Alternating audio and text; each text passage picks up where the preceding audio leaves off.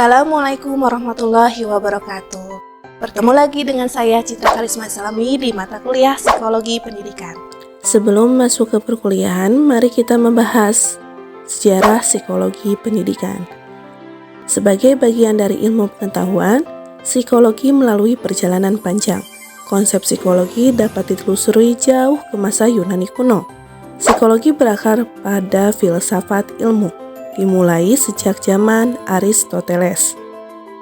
Aristoteles melihat psikologi sebagai ilmu yang mempelajari gejala-gejala kehidupan.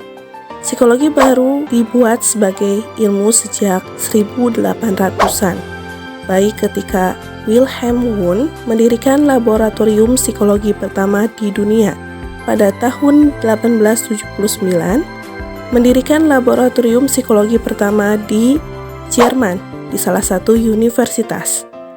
Ditandai dengan pembentukan laboratorium ini, metode ilmiah untuk lebih memahami orang telah ditemukan, meskipun tidak terlalu memadai. Dengan pembentukan laboratorium ini juga, kondisi psikologi menjadi ilmu, sehingga pendirian Wundt diakui laboratorium serta tanggal berdirinya psikologi sebagai ilmu. Teman-teman barangkali di sini ada yang sudah memahami tentang psikologi yang bahasanya tidak asing sekali bagi kita. Psikologi pendidikan berasal dari bahasa Yunani yaitu psike dan logos, yaitu ilmu tentang jiwa. Secara pengertiannya, psikologi adalah ilmu yang mempelajari tentang tingkah laku manusia, baik secara dirinya maupun secara interaksinya dengan lingkungannya.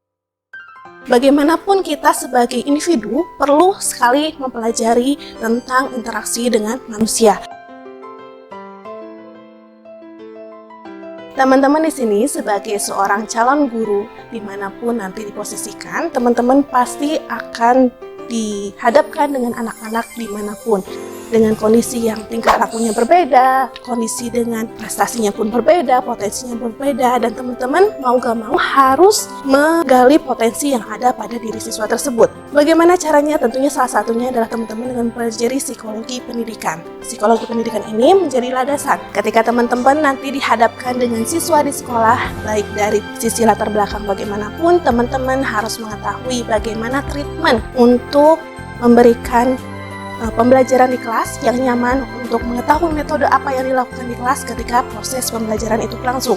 Ketika semua itu sudah tersusun secara rapih, teman-teman nantinya akan tepat sasaran untuk proses pembelajaran. Ketika kita mengetahui tentang kondisi siswa di kelas, makanya kita akan tahu bagaimana proses pembelajaran itu terlaksana dengan baik. Ketika kita mengerti tentang proses di kelas, maka seorang guru akan dengan mudahnya untuk mengajarkan atau mentransfer ilmunya kepada siswa. Berdasarkan pendapat para ahli, maka psikologi pendidikan ini perlu kita pelajari semua agar kita tahu bagaimana proses ini berjalan, kita tahu tentang bagaimana ruang lingkup peserta didik kita tahu bagaimana pembelajaran yang sesuai dengan proses di kelas, dan kita tahu bagaimana pelaksanaan-pelaksanaan yang dijalankan ketika proses pembelajaran itu dilaksanakan, siswa dapat mengetahui dan mengerti akan hal itu. Namun, ketika kita belajar psikologi pendidikan secara cepat atau secara teori, bukan berarti kita akan menjadi seorang guru yang baik. Fungsi dari psikologi pendidikan itu adalah sebagai proses perkembangan peserta didik, selanjutnya penghubung dalam proses pembelajaran, mengarahkan cara belajar siswa itu sendiri, dan mengajar guru ke arah yang lebih baik. Tentu saja hal ini untuk mengelola proses pembelajaran di kelas, baik secara proses langsung maupun tidak langsung. Selanjutnya, guru harus memahami perbedaan siswa-siswa yang mulai dari setiap tahapan pembelajarannya atau dari setiap angkatannya. Kadang-kadang misalnya ketika kita di kelas, ada siswa yang ketika kelas 1 anak tersebut dengan sifat seperti A, ketika kelas 2 beda lagi sifatnya seperti yang lain. Itu kita harus memahami dan mengetahui. Selanjutnya, untuk menciptakan iklim yang kondusif di dalam kelas dengan mengetahui kondisi gaya belajar peserta didik kita. Beberapa pendekatan gaya belajar peserta didik kita adalah gaya belajar visual, auditorial, ataupun kinestetik.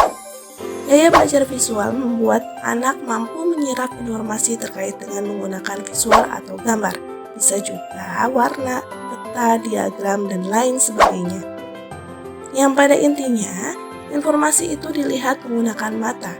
Gaya belajar ini menekankan bukti-bukti konkret harus diperlihatkan dahulu agar paham. Biasanya, peserta didik dengan gaya belajar ini lebih senang ketika melihat guru menerangkan dengan menuliskan di papan tulis atau menampilkan materi di layar infocus.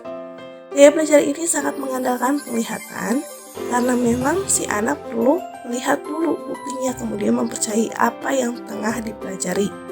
Melihat informasi dengan visual memang lebih menarik. Selanjutnya, gaya belajar auditorial. Nah, teman-teman, auditorial merupakan tipe belajar dengan cara mendengar, memberikan penekanan pada segala jenis bunyi dan kata yang tercipta, diciptakan maupun diingat.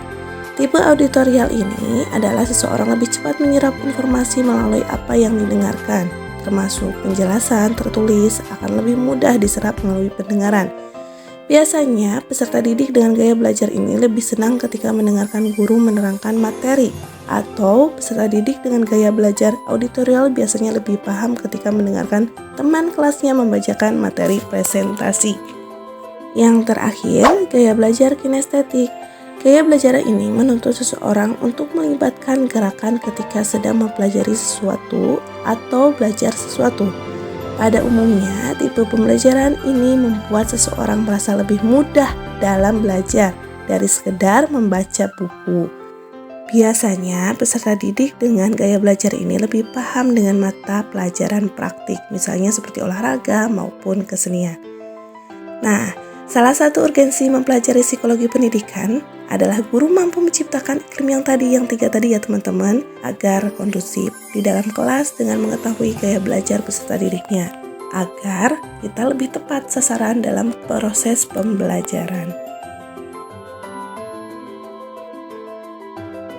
Terima kasih untuk pertemuan hari ini. Mohon maaf apabila ada kekurangan. Semoga bermanfaat. Wabillahi taufiq wal hidayah. Wassalamualaikum warahmatullahi wabarakatuh.